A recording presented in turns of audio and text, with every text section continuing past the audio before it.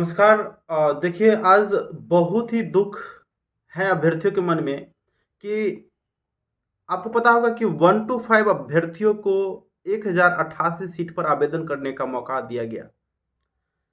अभ्यर्थियों का कमेंट बहुत सारा आ रहा है कि सर, इस 1088 सीट पर फॉर्म फिलअप करें या नहीं करें। हम भी चिंतित हैं क्योंकि यह कहना मुश्किल है, आप सबों से ये बात शेयर करना बहुत ही मुश्किल है कि 1088 सीट जनरल में आपको 50% आरक्षण महिला को छांट दीजिए। इसमें बचे 50%। 1088 में से 544 आधा। अब 544 सीट पे पूरे भारत के अभ्यर्थी फाइट करेंगे। अब अभ्यर्थी चिंतित हैं कि फॉर्म फिलअप करें या नहीं करें। उनका अटेम्प्ट जा रहा है, अगर रिजल्ट नहीं होगा, रिजल्ट तो नहीं होगा, कैसे होगा भाई। अब मान के चलिए कि कितना इसमें देखिए भीड़ आ रहा है।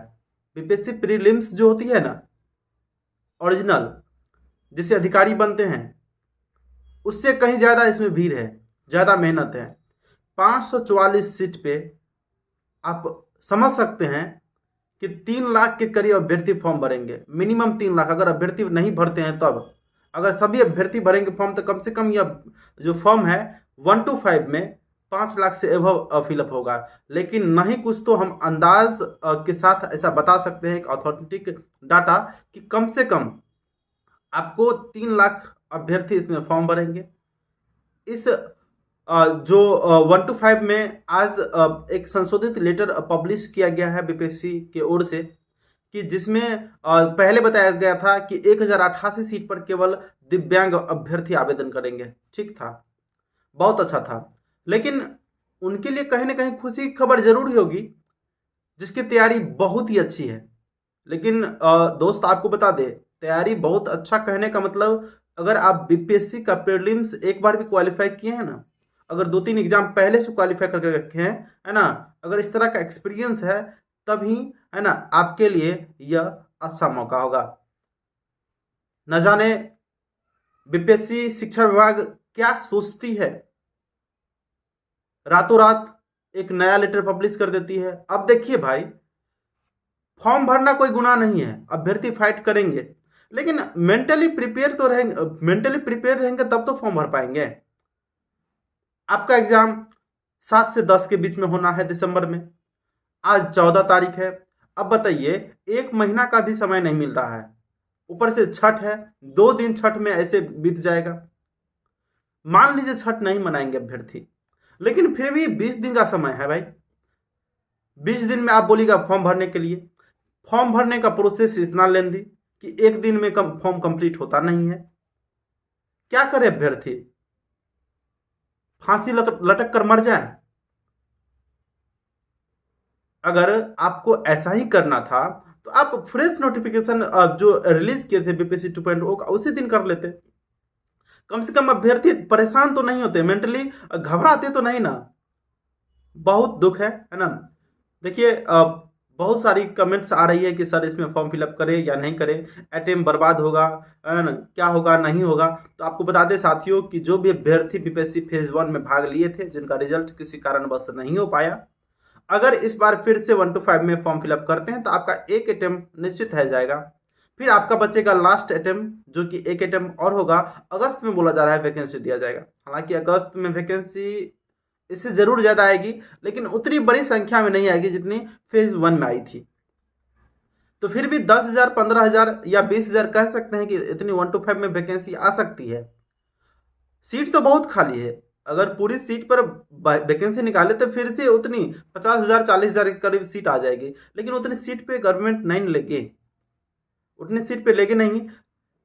अच्छा होगा कि जो अभ्यर्थी का एवरेज तैयारी है, हम किसी के गुणवत्ता पे शक नहीं करते हैं और ना ही आपके क्वालिफिकेशन पर हम सवाल उठाते हैं। आप खुद जानते हैं, आप अपने को, है ना, जानने के लिए आदमी खुद से बेहतर कोई नहीं जानता है। हम क्या हैं नहीं हैं, मेरे से बेहतर कोई नहीं जानता है मेरे बारे में। इसी कारण आप निश्चित रूप से ग्रेजुएट होंगे और इस समस्या का समाधान आप खुद से लीजिए। बगल में क्या कहता है, पड़ोस क्या कहता है, कोई मैटर नहीं रखता है। है ना। इसी कारण आपको फॉर्म फिलअप करना है या नहीं करना है, आप खुद डिपेंडेंट है इस पे, है ना। आपको कोई रोक टोक नहीं है। अगर आप तैयारी करना चाहते हैं, है ना, कि आपका तैयारी पहले से अच्छा है, तो निश्चित रूप से एक सीट आपकी पक्की है, फॉर्म फिलअप कीजिए, क्योंकि 1088 वैकेंसी है, इसमें किसी ना किसी का तो जाएगा ही सीट। लेकिन अब इस चक्कर में अपना अटेम्प्ट बर्बाद कर देना, है ना, यह कहीं से उचित नहीं बनता है। हालांकि मैं इसका दोषी अभ्यर्थियों को नहीं मानता हूँ, ये सरासर बीपीएससी दोषी है इसमें, शिक्षा विभाग है, माननीय नीतीश कुमार है ना। इसके साथ में बहुत सारे ऐसे तत्व हैं, है ना, जो अभ्यर्थी को मेंटली घबरा रहे हैं। ऐसा नोटिफिकेशन जब देना था, आप पहले स्पष्ट कर देते। आज से 5 रोज पहले आपने नोटिफिकेशन निकाला था जिसमें नोट करके लिखा था 1088 पद पर जो अनारक्षित है उस पर केवल दिव्यांग अभ्यर्थी आवेदन करेंगे। लेकिन आज आपने क्या लेटर निकाला? आज आपने लेटर निकाला कि इस अनारक्षित पद पर सभी अभ्यर्थी क्वालिफाई जो भी है सीटेड, वे फॉर्म फिलअप कर सकते हैं, है ना। लेकिन आपको लगता है कि सर 20 दिन में तैयारी हो पाएगा? करने के लिए अभ्यर्थी करेंगे, लेकिन नहीं हुआ तो समझते हैं कि अटेम्प्ट बर्बाद होगा। डीएलएड का डिग्री लोग 1 लाख 1.5 लाख में अपना डीएलएड डिग्री कंप्लीट किए हैं, सारा डिग्री बेकार जाएगा। कुछ तो सोचिए। डेली अब मान चलिए कि आज फिर अभ्यर्थी फॉर्म फिलअप करेंगे, कल जाके फिर आपका कोई ना कोई नया नोटिस आ जाएगा, अभ्यर्थी उसमें उलझे रहे हैं, कब तैयारी करेंगे? आप खुद जानते हैं, आप खुद एक आईएएस अधिकारी हैं, है ना। इस बात को सोचिए, कम से कम एक टीम का गठन कीजिए। जितना सारा समस्या होता है वैकेंसी आने से पहले, कम से कम एक ही नोटिफिकेशन में सब कुछ समाहित कर दीजिए। आप अभ्यर्थी का जो भी खामियां होता है वे आवाज़ लगाते हैं, तब आप संशोधन करते हैं। एक्सपर्ट टीम का गठन कीजिए।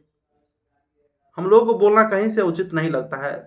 नमस्कार, चलिए हम आज के वीडियो को यहीं पे अंत करते हैं। Thanks for watching. ज़्यादा बोलना भी उचित नहीं होगा क्योंकि आजकल फेशियल रिकॉग्नाइजेशन चल रहा है। अगर सही बोलो ना, फिर भी आपको फेशियल रिकॉग्नाइज करके आपको, है ना, एग्जाम से बाहर कर दिया जाएगा। यह कहीं से उचित नहीं है ना, कि बोलो तो आपको सजा मिलेगी।